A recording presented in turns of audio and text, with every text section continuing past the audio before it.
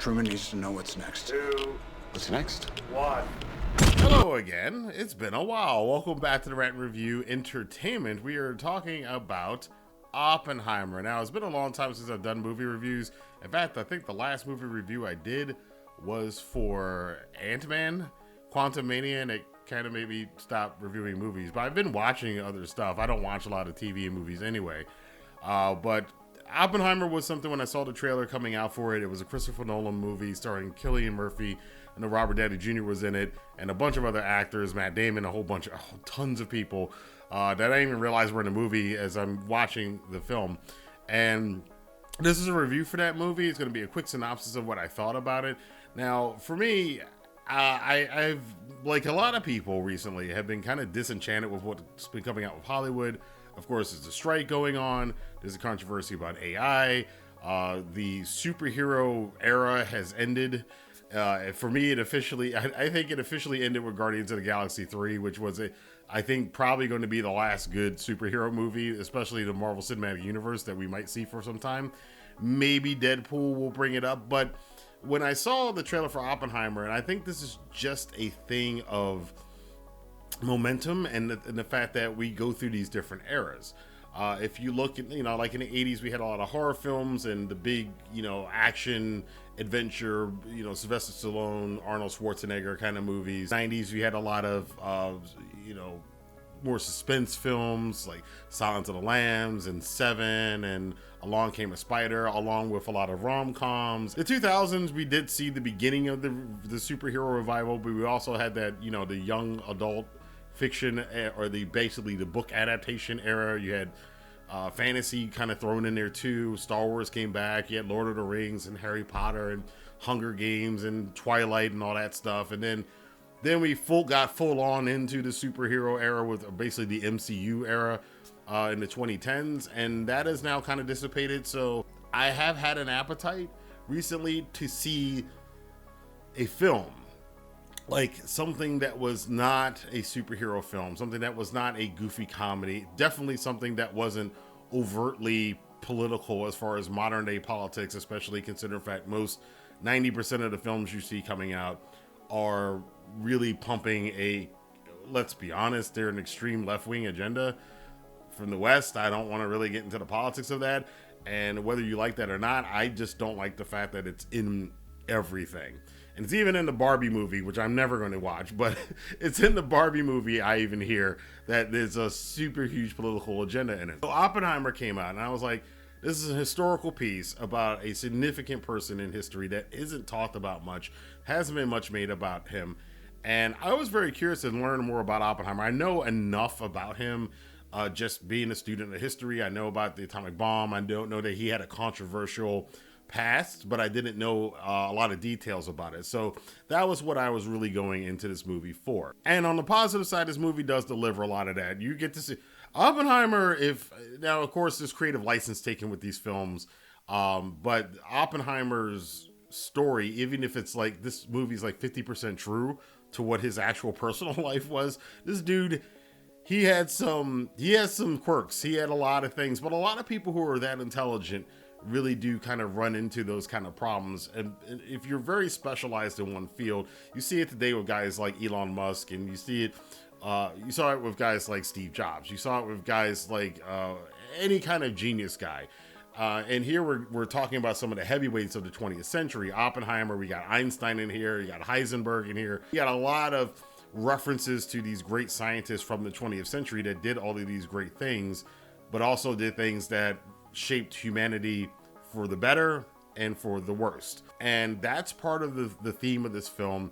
Another theme is just the fact that there really aren't any good guys or bad guys. I got that a lot from here. You got the Nazis on this side, and then we talk about them, and then we talk about the Russians, and we talk about the Japanese, and we talk about America.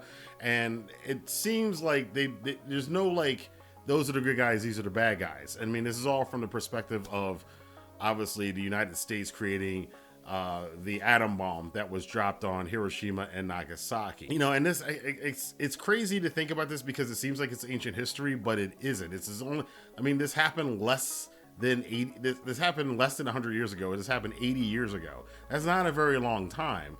So seeing that this is fairly recent human history here that we're looking at. I appreciated that aspect. I appreciated the historical context. One thing is a little bit of a spoiler here, I guess, but one thing that they kind of brought up in the film is that Hiroshima and Nagasaki wasn't so much to end World War II, but it was the first shot in Russia, who was going to be it was the first shot in the Cold War with Russia, and there was a lot of talk about that in here. There's a lot of talk about communism. It's funny how they deal with it. They don't really take a great stance on it. Oppenheimer apparently wasn't. He was just open to a lot of different things, but being open to a lot of different things, especially during the McCarthy era of the time when people were very, maybe rightfully so, given what's going on these days, but concerned about the influence of socialism and communism in the United States and how it would affect the country. And they were very, very guarded against that. And this movie deals with a lot of that stuff. So on that aspect, I think it was great. The filmmaking, it's Christopher Nolan, so you're getting great, gorgeous shots. It's all shot at IMAX. Everything is beautiful. There's no CGI in this film, which I found out, which was pretty cool. So a lot of the special effects you see, that's all practical effects in camera, them using chemicals and different lenses and different flares and fire and particles and all this other stuff, and shooting it in a way that, you know, somebody would have done it in a computer, but they didn't. They did it practically, and I love the fact that they did that. It feels you feel it, that it is different than most of the other movies you see today. Cillian's absolutely amazing in this movie as Oppenheimer, however you want to pronounce his name. Absolutely fantastic. I love his portrayal throughout this movie is almost exhausting to think of the performance he has to give.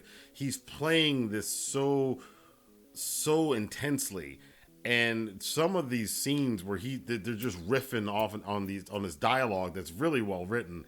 It's just great. His wife, Emily Blunt, playing his wife, she's fantastic. She has one scene near the end that I thought was just so well played off. I love that. And of course, Robert Downey Jr. playing pretty much the antagonist, I guess we should call him. It kind of becomes more of a villain at the end of the film. But playing Strauss, is a bit of a spoiler too, sorry. But playing Strauss in this film, I think all the actors did a great job. There's so many other actors in this film. The Mr. Robot guys in here. There's tons of actors that you're like, oh yeah, I know, you know them from everywhere. Now, Christopher Nolan shoots out a sequence, so there's a lot of stuff here and there. The movie is kind of bookmarked though by this conversation that we don't hear between Oppenheimer and Einstein. And that kind of starts the movie and it ends the movie. And we find out as time goes on what's happening in different time periods from Oppenheimer's life, leading up to how the bomb was created and what his role was in it. This is a well shot, well acted, well crafted film. This is film. This is a piece of visual film art, and on a big budget scale. I think this movie cost about $100 million to make, and it seems to have already made the money back. Now, I will say this. If you are not, this movie is not for the general public. This movie is for the people not in this part of the Pareto distribution, but this part. It's for people who have an interest in history, which I do, which is why I appreciate this film. It's for people who love film. It's also for people who some of the people that are still alive that were around during the time. Again, remember, this was only 80 years ago, not less than that. And it's not for the hoi polloi, let's put it that way. So, and I saw that when I went to go see this film, there were a couple people that went in there, and I kind of looked at them, and you don't want to judge people, but I was like, why are you guys in this film, coming to see this film? And as soon as the bomb drops, because there is a scene, obviously, this is not a big spoiler, where they actually test the bomb, and as soon as that was over, they were out of the theater. And it's like, and that's what I kind of worry about with this film. I think a lot of people are going to go a lot of the hoi polloi are going to go see this film, wanting to see explosion, the biggest explosion of all time and all this other stuff. That's not what this film is about.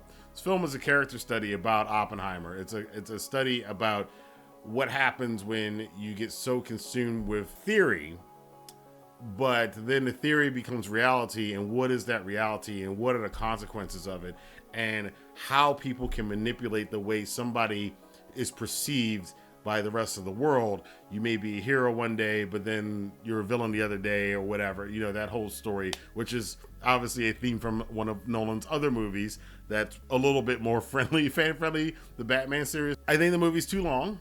They could have shaved off a half hour of this film. Some of the stuff was a bit excessive.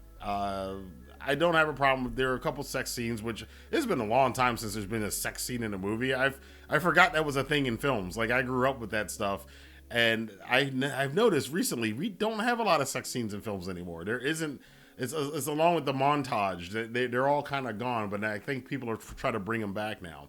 But there are sex scenes in this film, which aren't really even about the sex. They're more metaphorical than anything else. And the music, I think the soundtrack is a little bit overpowering for the first half of the movie, but when it kicks in at the right times, when a bomb drops in certain conversations and certain critical moments of the film, it absolutely works wonders. So, do I recommend Oppenheimer? Yes, if you are a person who likes history, who likes intelligent dialogue, who likes intelligent storytelling, and who can sit and pay attention to a movie and follow all of the breadcrumbs and then piece the puzzle together at the end. If you're into that and you're into great acting, you're going to love this movie. If you're going to this movie to see an explosion, don't go see it. If you're going to this movie and you have a very short attention span, or you don't really care to think about stuff, you just want to see things happen on screen, yay, movie, this movie is not for you at all. But I do have to recommend Oppenheimer. I absolutely enjoyed it. But I want to know what you guys think. Let your voice be heard in the comment box below. I have some other movie reviews I'm going to be doing. I am going to be talking about The Sound of Freedom, which is another movie that actually caught my interest over this last summer when I was like, there's nothing coming out that I want to watch. That thing has a lot of interesting notes about it that I'm going to talk about in my review. So check that out here. And until next time, I'll see you guys for more movie reviews on the Rantin Review Entertainment. Have a good day.